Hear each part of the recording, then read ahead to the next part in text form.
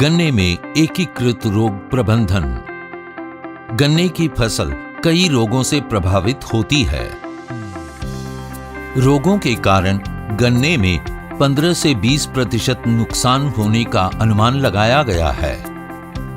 गन्ने की फसल में कवकों, बैक्टीरिया, विषाणुओं और फाइटोप्लाज्मा के द्वारा रोग लगते हैं। अति महत्वपूर्ण कवक रोगों में लाल सड़न, रेड रॉट, कणुआ, स्मट विल्ट और बीज टुकड़ा गलन, सेट राट रोग शामिल हैं। इनके अलावा पीली पत्ती रोग, बौनी पेड़ी, रटून स्टंटिंग रोग, घासीय शाखा, ग्रासी शूट रोग और पत्ती धब्बा, लीफ स्पॉट रोगों में भी गन्नों को काफी क्षति पहुंचाने की क्षमता है। ये क्षति प्रजाति और ऋतु पर निर्भर करती है। रेड रॉट गन्ने का सबसे खतरनाक रोग कैलिटोट्राइकम फैल्क्यूटम कवक द्वारा पैदा होता है। इस रोग के कारण बीते समय में गन्ने की कई प्रमुख प्रजातियों जैसे कि को 419, को 997, को जे 64, को 1148, को 6304, को 7805, को सी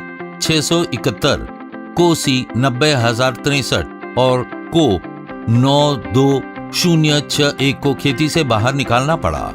लाल सड़न रोग के बाहरी लक्षण पौधे की तीसरी या चौथी पत्ती पर पीलेपन और सूखने के रूप में देखे जाते हैं। ये सूखना बाहरी किनारों से मध्य शिरा की तरफ बढ़ता दिखाई देता है।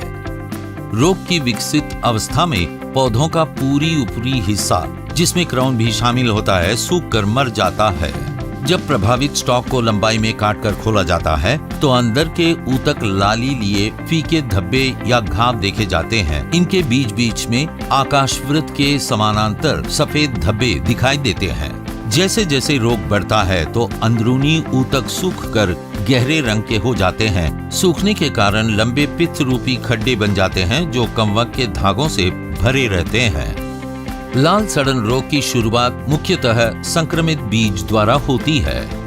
इसके बाद का फैलाव अति नमी वाले मॉनसून अवधि के दौरान होता है।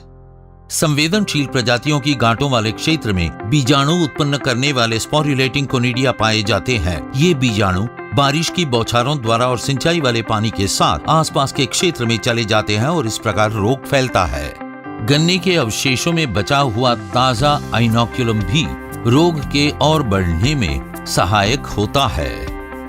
इस रोग के नियंत्रण के लिए लाल सड़न रोग प्रतिरोधी प्रजातियां जैसे कि को 7704, को 86010, को 86011, को 86249, को 93009, को 94008, को जी 93076, को SI 95071 और को वी 92102 को उष्णकटिबंधीय क्षेत्र उगाया जाए।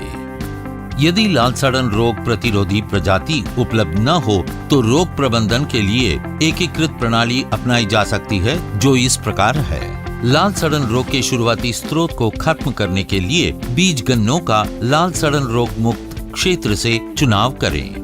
घरेलू संगरोधन कानून द्वारा लाल सड़न रोग संवेदनशील क्षेत्र से संक्रमित गन्नों का स्थानांतरण लाल सड़न रोग मुक्त क्षेत्र में रोका जाना चाहिए। यदि प्रथम संक्रमण स्टॉक्स में देखा जाए तो इन स्टॉक्स को उसी समय नष्ट कर दिया जाए। पौध फसल यदि लाल सड़न रोग से संक्रमित हो तो उससे पेड़ी की फसल न ली जाए। इसके अलावा रोग संक्रमित फसल को कटाई में वरीयता प्रदान करनी चाहिए ताकि इससे रोग आगे न फैले। लाल सड़न रोग से संक्रमित खेतों में धान की फसल को फसल चक्र में लिया जाए ताकि गन्ना अवशेषों में जीवित इनोक्युलम को खेत में ही नष्ट किया जा सके। कंडुआ स्मट रोग एक कवक जनित रोग रस की गुणवत्ता में गिरावट व गन्ना उपज में कमी का कारण बनता है। ये रोग कवक स्पोरिसोरियम साइटेमिनियम द्वारा पैदा होता है और कर्नाटका, आंध्र प्रदेश और महाराष्ट्र में दूर दूर तक फैला हुआ है। इस रोग का विशिष्ट लक्षण अंत की कलिका से एक लंबी छमक की तरह की आकृति का बनना देखा जाता है। ये छमक काले रंग की होती है और ये चमकीली पतली झिल्ली से ढकी होती है। इस चमकीली झिल्ली के फूटने से कंडुआ कवक के लाखों प्रजननीय बीजाणु निर्मुक्त हो जाते हैं, जो एक पाउडर की तरह के समूह के रूप में होते हैं। प्रभावित स्टॉक आमतौर पर छोटे होते हैं। अधिकतर प्रभावित पौधों के जुर्मुट में चमक बनने से काफी पहले ही कुछ लक्षण जैसे कि बौनापन, बाजू वाली कलिकाओं में बहुत अधिक फुटाव, पोरियों की लंबाई में कमी आना और कम चौड़ी सीधी खड़ी पत्तियों का बनना देखा जाना शामिल है। ये रोग पेड़ी की फसल में अधिक तीव्र होता है तथा सूखे के हालातों में अधिक स्पष्ट देखा जाता है। कंडुआ रोग मुख्यतः संक्रमित बीज टुकड़ों द्वारा फैलता है। इसके बाद कंडुआ रोग के कवक के टेलियोस्पोर हवा द्वारा इसे फैलाते हैं। इस रोग का प्रबंधन आसानी से उपयुक्त बीज के चुनाव, कंडुआ रोग ग्रसित जुर्मुटों को निकालकर व मध्यम स्तर के रोग से ग्रसित फसल से पेड़ी न लेकर किया जा सकता है। खेत में सर्वागी कवकनाशी जैसे कि प्रोपिकोनोजोल का स्प्रे अंकुरण के बाद फसल पर करें। कंडुआ रोग ग्रसित खेतों से लिए गए बीज टुकड़ों को 50 डिग्री सेंटीग्रेड तापमान पर गर्म पानी में 1 घंटे के लिए या 52 डिग्री सेंटीग्रेड पर आधे घंटे के लिए उपचारित करें। पानी में सर्वागी कवकनाशी डालने से बीज जनित इनोक्युलम को समाप्त किया जा सकता है। इस प्रकार कवकनाशी युक्त गर्म पानी से बीज टुकड़ों के उपचार को स्वस्थ बीज नर्सरी कार्यक्रम का हिस्सा बना किसानों को बीज वितरित करना चाहिए। आजकल लोकार्पित की गई अधिकतर प्रजातियां इस रोग के लिए प्रतिरोधी हैं। गन्ने में विल्ट एक कवक जनित रोग है। मृदा में उपस्थित एक कमजोर रोग जनक कवक फ्यूसेरियम सैकराई इस रोग का जनक है। प्रभावित पौधे मुरझाए हुए दिखते हैं और साफ तौर पर बौने रह जाते हैं। क्राउन के पत्ते पीले पड़ जाते हैं, इनकी फुलावट कम हो जाती है और अंत में मुरझा जाते हैं।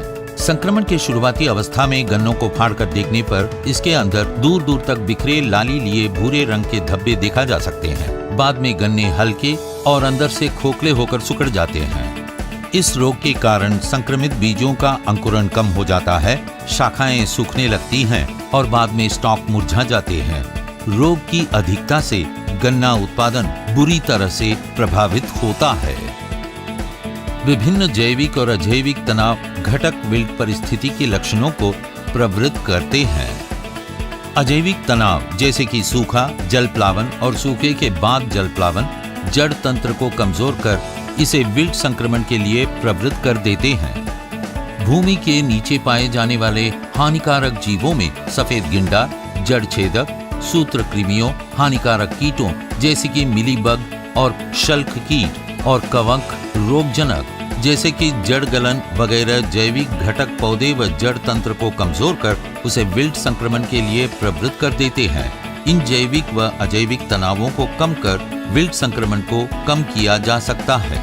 स्वस्थ बीज धान को फसल चक्र में लेकर और कार्बनिक खादों के प्रयोग द्वारा प्रतिरोधी पादप जीवों को बढ़ाकर मृदा में उपस्थित विल्ट रोगजनक को नियंत्रण कर रोग को प्रभावी रूप से नियंत्रित किया जा सकता है। घासीय शाखा यानी ग्रासी रूट रोग एक फाइटोप्लाज्मा जनित रोग है जो भारत के हर भाग में पाया जाता है। इसका संक्रमण पेड़ी व पुरानी प्रजातियों में अधिक पाया जाता है। इस रोग के कारण अत्यधिक ब्यांत उत्पन्न होते हैं जिनकी पतितैयां कम चौड़ी और हल्की पीली होती है, इसलिए ये पौधे घास की तरह प्रतीत होते हैं, अतः इसका नाम घासीय शाखा रोग। इस रोग के कारण क्लोरोफिल की क्षति विभिन्न स्तरों की होती है। इन संक्रमित पौधों में बहुत ही कम ब्यांत गन्नों में बदलते हैं जो पतले होते हैं व इनमें बाजू वाली कलिकाओं से सफेद शाखाएं उत्पन्न होती है। घासीय शाखा रोग की शुरुआत बीज टुकड़ों में उपस्थित रोगजनक से होती है। रोपण के लिए बीज सामग्री को संक्रमित स्रोतों से लेने से उत्पन्न रोग गन्ना उत्पादन में अत्यधिक हानि का कारण बनता है। यदि पौधा फसल में रोग की जल्द ही शुरुआत होती है तो उससे ली गई पेड़ी की फसल में अत्यधिक हानि देखी जाती है। संक्रमित बीज टुकड़ों का वातित भाप उपचार 50 डिग्री सेंटीग्रेड पर 1 घंटे के लिए करने से घासीय शाखा रोग को बीज से समाप्त किया जा सकता है। रोग संक्रमित गन्ना समूहों को निकालकर इस रोग को काफी हद तक कम किया जा सकता है। घासीय रोग के उच्च स्तर वाली पौधा फसल से पेड़ी मत लेवें। रटून स्टंटिंग रोग का जनन बैक्टीरिया लैफसोनिया ज़ाइलाई उपजाति ज़ाइलाई द्वारा होता है। इस रोग को गन्ना प्रजातियों में समय के साथ आने वाली गिरावट का मुख्य कारण माना जाता है। रोगी गन्ना समूह यानी क्लम्स बौने रह जाते हैं। इनके स्टॉक पतले व पोरियां छोटी, जिन पर हल्का पीलापन लिए पत्ते देखे जाते हैं। पोरियां चोटी की ओर पतली होती चली जाती हैं। जब गन्नों को फाड़कर खोला जाए तो गांठों के क्षेत्र में पिन के सिरों की तरह के संतरी बिंदु देखे जाते हैं। रोग के कारण अंकुरण व उत्पादन में गिरावट धीरे धीरे बढ़ती जाती है। सूखे व जल प्लावन के हालातों में रोग के लक्षणों का प्रदर्शन अधिक होता है। रोग की शुरुआत मुख्यतया बीज टुकड़ों में उपस्थित रोग जनक से होती है। ये रोग ग्रसित गन्नों के रस से दूषित यंत्रों के द्वारा भी फैलता है। इस रोग से पौधा फसल के मुकाबले पेड़ी की फसल में अधिक नुकसान देखा जाता है। इस रोग को नियंत्रित करने के लिए गन्ने की कटाई में प्रयोग में आने वाले चाकुओं को 1% लाइजॉल के घोल से रोग रहित कर लेवें। बीज में उपस्थित रोग जनक को समाप्त करने के लिए 50 डिग्री सेंटीग्रेड पर 2 घंटे के लिए बीज टुकड़ों को उपचारित करें। 3 स्तरीय नर्सरी कार्यक्रम बौनी पेड़ी रोग के नियंत्रण के लिए एक आवश्यक अंग है। इससे प्रजातियों के जीवन काल को बढ़ाया जा सकता है। बीज टुकड़ा गलन या पाइनएप्पल रोग अंकुरित होते बीज टुकड़ों में आमतौर पर पाया जाता है। इसका रोग जनक कवक सेराटोसिस्टिस पैराडोक्सा है। इस रोग के विशिष्ट लक्षण रोपण के 2 से 3 सप्ताह बाद देखे जाते हैं। रोग जनक मुख्यतया बीज के कटे सिरों से घुसकर तेजी से पोरियों के पैरेंकाइमिटस ऊतकों में फैलते हैं। प्रभावित ऊतकों में पहले लाल रंग विकसित होता है, जो बाद में काले भूरे रंग का हो जाता है। अत्यधिक प्रभावित पोरियों में खड्डे बन जाते हैं। कवक की उपस्थिति के कारण बीज टुकड़ों से जड़ें नहीं निकलती और बीज टुकड़े आमतौर पर अंकुरित होने से पहले ही गल जाते हैं। प्रायः खड़ी फसल में रोगजनक स्टॉक में क्षतिग्रस्त स्थानों से घुसते हैं। ये क्षति भेदकों, चूहों और चोट के कारण हुई हो सकती है। गलन की शुरुआती अवस्था में गलते हुए पाइनएप्पल जैसी फलों वाली दुर्गंध एथिल एसीटेट के उत्पादन के कारण आती है।